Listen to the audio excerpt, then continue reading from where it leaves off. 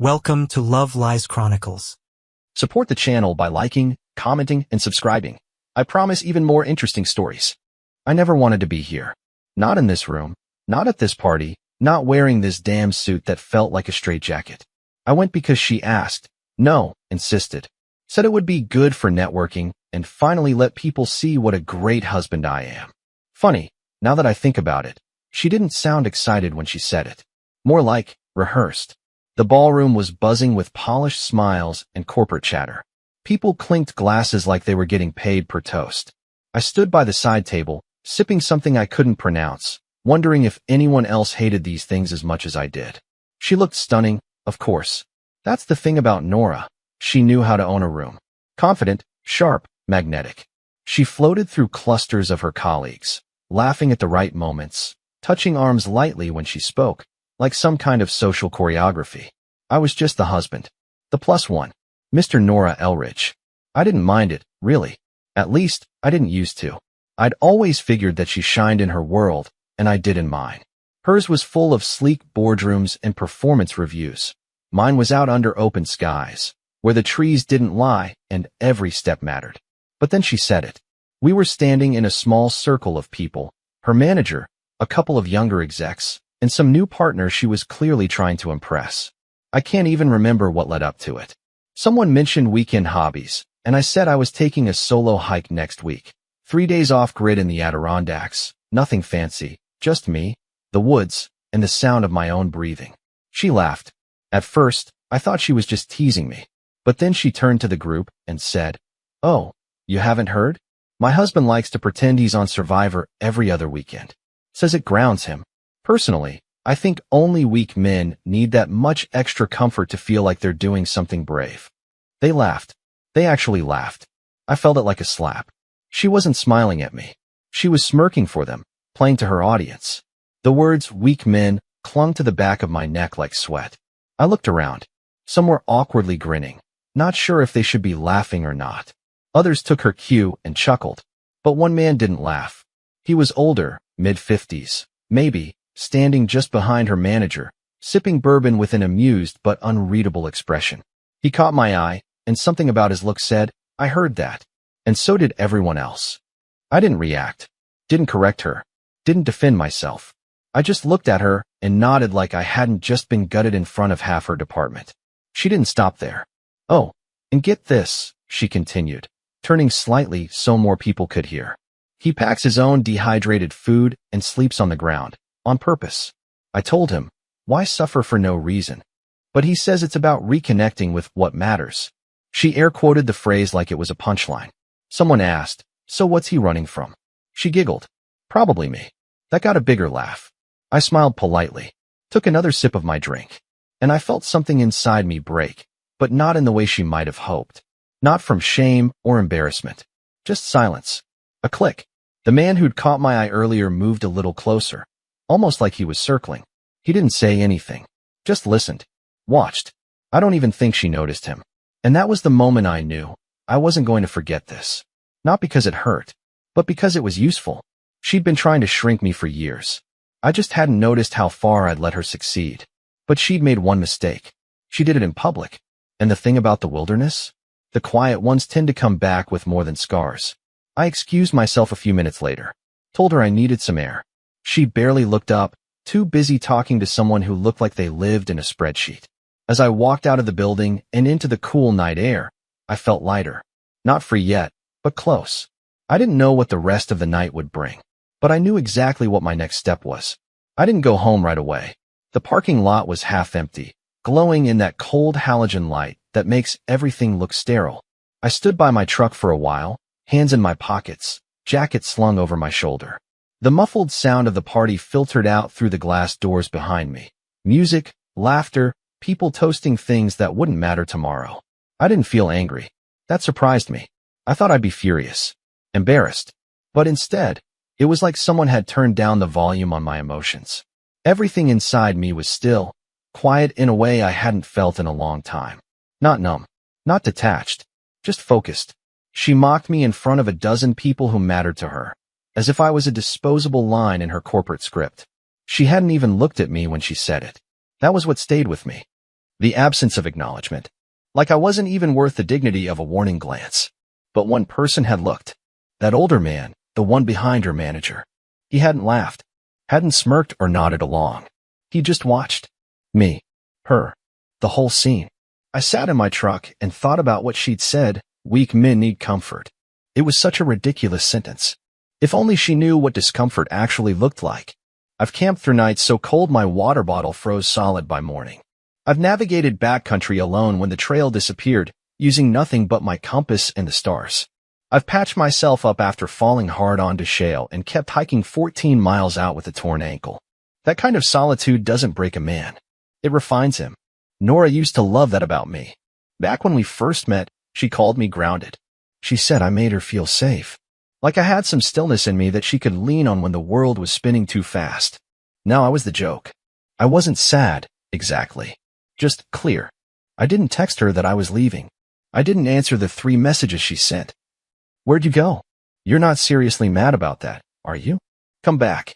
People are asking. No apology. Not even a flicker of concern. Just irritation, dressed up as check-ins. I turned off my phone and drove out of the city, not toward home, but east.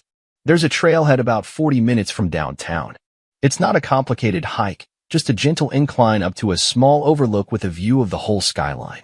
I've gone there more times than I can count when I needed to clear my head. No one else was there that night. I parked, grabbed my gear from the back of the truck, and started the climb. Midway up, I stopped and looked out. The city was glowing, artificial stars sprawled across the horizon. Somewhere down there, Nora was still mingling, probably complaining about my disappearance, spinning it into another story to entertain her peers. But way up here, it didn't matter. That's the thing about elevation. It shrinks everything. The buildings, the people, the noise. Even your problems look smaller when you're standing over them. I made a fire, sat with my back against a rock, sipping hot tea from my thermos, letting the silence fill up every corner of my mind. And that's when I remembered the man's face again. The older one from the party. I kept turning it over in my mind, his posture, the way he studied us. There was something familiar about him, something purposeful. I reached into my jacket, pulled out the company event card Nora had handed me earlier, flipped it over. There was a list of names. Sponsors. Keynote speakers. Senior executives. And one of them matched the face I'd seen. Charles Rowan. Managing Director. Strategic Operations. A man Nora had casually mentioned once in passing, as someone way too senior to deal with directly. Apparently, he rarely attended events unless something serious was in the works. Interesting. He wasn't there to sip cocktails and watch people flirt with promotions. He was there to observe. And Nora had given him a show. Not the one she intended. It had been 3 days since the party. 3 days since the hike, the silence, the unanswered messages. Nora stopped texting after the first night.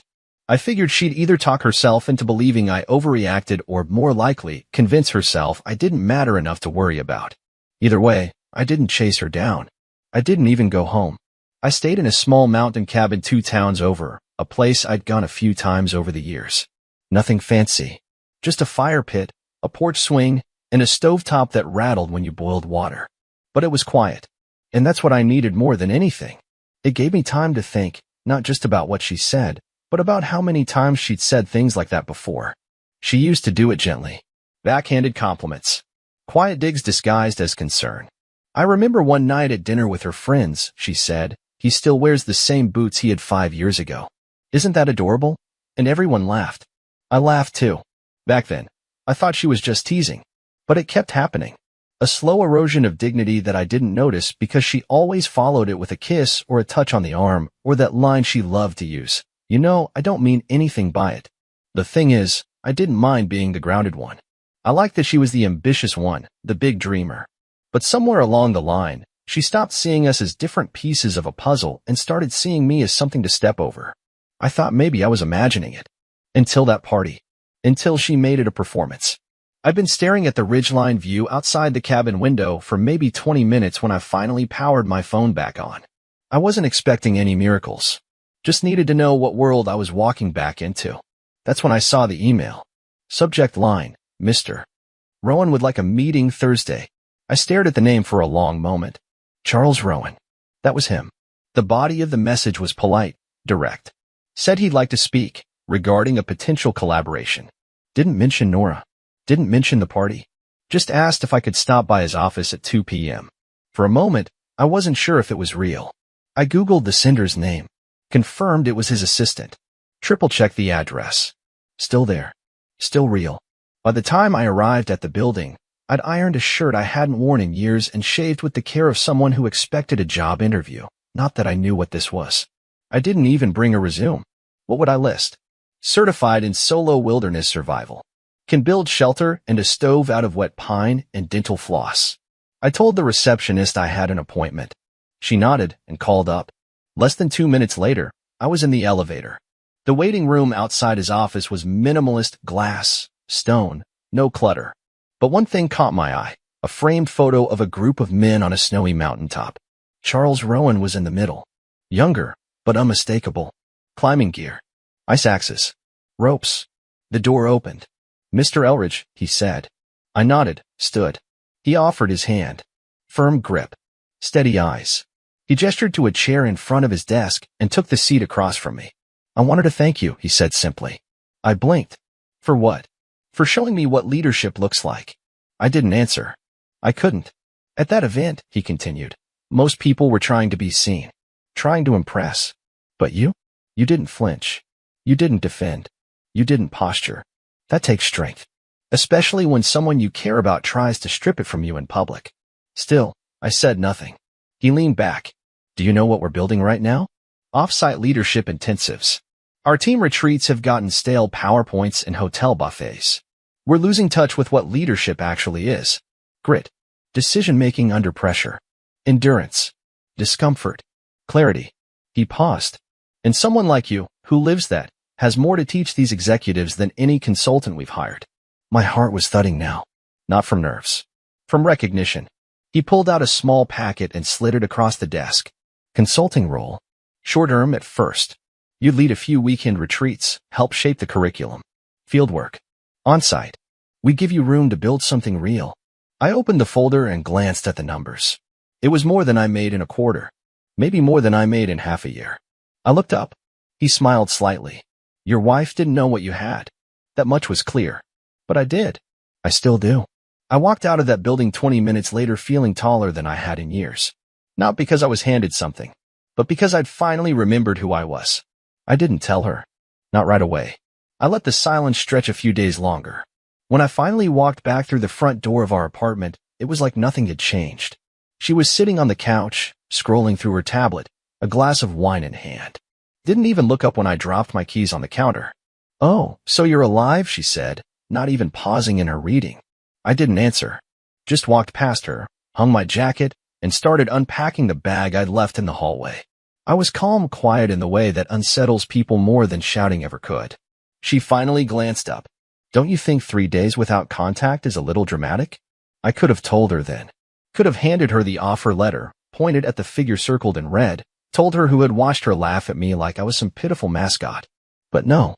Letting her sit in that smug fog a little longer felt necessary. The company's next quarterly meeting was just 5 days away. It was a big internal event, less formal than the party, but still significant. Held at a corporate retreat center in the foothills. Nora was in charge of guest relations and team-building sessions. She always bragged about how she set the tone for these things. When she left that morning in her blazer and heels, she kissed my cheek like nothing had ever happened. I kissed her back. And then I drove separately. Because this time, I wasn't attending as a guest. When I pulled into the gravel lot beside the main lodge, a few people were already gathered near the check-in tables. I kept my badge hidden for now, carried only a black duffel and the folder Charles had handed me. A woman I didn't recognize stepped forward, clipboard in hand. "You're Nathan Elridge, right?" "Yes." She lit up. "Oh good, you're early. Mr. Rowan wanted to give you a walkthrough before the keynote. We're placing your introduction right after the opening remarks." I nodded once. "That works." She motioned toward the lodge. "They're just finishing rehearsal in the main hall. Mr. Rowan's expecting you." I walked inside, each step echoing softly on the polished wood floors. The ceiling arched overhead like a cathedral made of pine. A few staff were still adjusting microphones and cue cards. And then I saw him. Charles Rowan stood near the stage, speaking quietly with a few execs. The moment he spotted me, he broke into a measured smile and crossed the floor. Nathan, he said, extending a hand. Glad you made it. We shook. He motioned toward the podium. We'll keep it short. I'll speak first, then I'll bring you up. No slides, no notes, just speak. Your story is your strength. I nodded. Behind me, I heard the door swing open. She walked in, clipboard in hand, phone tucked to her ear, already giving directions to someone on the other end. Nora. She hadn't seen me yet. But the moment she turned and caught sight of me standing beside Rowan, her voice caught mid-sentence. She blinked, stopped moving. Her smile faltered, then reappeared in a confused, nervous flicker. I could almost hear her thoughts. Why is he here? Who brought him? What's going on? Rowan caught it too. He leaned closer to me and said, without looking her way, you don't need to say a word about her. Let the room do the math. I couldn't help but smile. An hour later, the meeting began. The lights dimmed. The room filled with employees and department heads. Charles Rowan took the mic and welcomed everyone, offered his usual visionary sound bites. Then came the moment. We're launching a new initiative this quarter, one that challenges how we develop leadership in this company. It's time to go beyond offices and comfort zones and bring our people into spaces where real leadership is forged. He paused. I'd like to introduce the man who will be leading that charge. Someone whose resilience, discipline, and clarity speak louder than any resume ever could. Nathan Elrich. I walked up slowly, every eye on me. Nora sat in the third row, expression frozen between disbelief and something close to panic. Her lips parted slightly. She didn't blink. I didn't look directly at her. Didn't need to. The silence in the room as I took the stage said more than I ever could. I kept the speech short. I talked about navigating through unknown terrain, the importance of decision-making when no one's coming to save you, and what happens when comfort turns into complacency. I didn't name names. Didn't make it personal. But when I said, sometimes, people mistake silence for weakness. They assume that because you're not performing for attention, you must have nothing to offer. They forget that real strength doesn't announce itself. It endures. I let the pause hang just long enough. Then I stepped off the stage. Rowan clapped. The room followed. And Nora? She just sat there, still and small, in the middle of her own curated crowd, realizing for the first time that no one was laughing with her anymore. She didn't say a word to me that day. Not after the speech. Not during lunch. Not even when the event wrapped, and people began filtering out in clusters of polite chatter and cardboard coffee cups. She kept her distance, but not discreetly. No, she watched me from across the room the way someone watches a dropped match roll slowly toward a puddle of gasoline. I said my goodbyes, shook hands, smiled at a few executives who asked if I'd be open to more speaking engagements. Then I left. She came home late that night. I heard the door click, heard her heels on the floor. I was in the living room, packing a small canvas bag, my boots, some rolled-up trail maps, the waterproof case for my journal. She stood in the doorway for a few seconds, watching, measuring. You blindsided me, she finally said. Her voice was small, brittle. I didn't turn around. You never said anything. I didn't need to, I said calmly. You already did all the talking. She stepped further into the room. You made me look like a fool. I zipped the bag. No, you did that. I just let the light stay on long enough for everyone to see it. There wasn't rage in my voice. No resentment. Just fact. She folded her arms, but her posture betrayed her. She was unraveling, slowly. Gracefully, maybe. But it was happening all the same. You're really going to throw everything away over one comment. I turned then. Finally looked her in the eyes. You didn't just laugh at me. You built your entire image on the idea that I was someone safe to mock. You liked that I wouldn't push back. That I wouldn't embarrass you. But you forgot something. She waited. I don't need to raise my voice to be heard. And I don't need to stay where I'm not respected. Then I handed her the envelope. It wasn't thick, just a few pages. Legal, clinical, divorce papers. My signature already in place. Her face collapsed into disbelief. You're ending our marriage because you got a promotion? I tilted my head. No, I'm ending our marriage because I finally got a mirror, and you held it up. She didn't cry. That would have been easier. She stood there, silent, blinking at the floor like she could rearrange the facts by looking at them hard enough. But they didn't move. They never do. I walked out that night with my canvas bag and a mind clearer than it had been in years. And I didn't look back. But there was another path I could have taken. If I'd stayed quiet. If I hadn't walked out of that ballroom. If I brushed it off as just a joke, like she expected, maybe I'd still be sitting next to her in silence, letting her own the room while I played the mute accessory. Maybe I would have convinced myself that dignity was a small price to pay for peace, that love meant patience, even when it eroded you. But I know what would have happened. The contempt would have grown. The jokes would have kept coming. And eventually, she'd start saying them in front of our children, our families, the people I actually cared about. I wouldn't be a husband. I'd be her prop. And I would have lost myself completely. I've often imagined a different outcome, one where I didn't just leave quietly. One where I'd stepped up to that podium, looked her dead in the eyes, and said, "Thank you for trying to shrink me. Without you, I wouldn't have realized how big I actually am." Maybe I would have gone further, shown the room photos of the terrain I've conquered, the people I've trained, the lives I've saved with calm, practical action while she was updating her social feeds. I could have humiliated her, ripped her carefully curated world apart. But that version of me, he would have lost something too. Because you don't win by becoming what you hate. You win by rising above it. Quietly, cleanly, and letting the silence echo louder than applause. Dear listeners, please share your thoughts in the comments, and do not forget to like, share, and subscribe to the channel.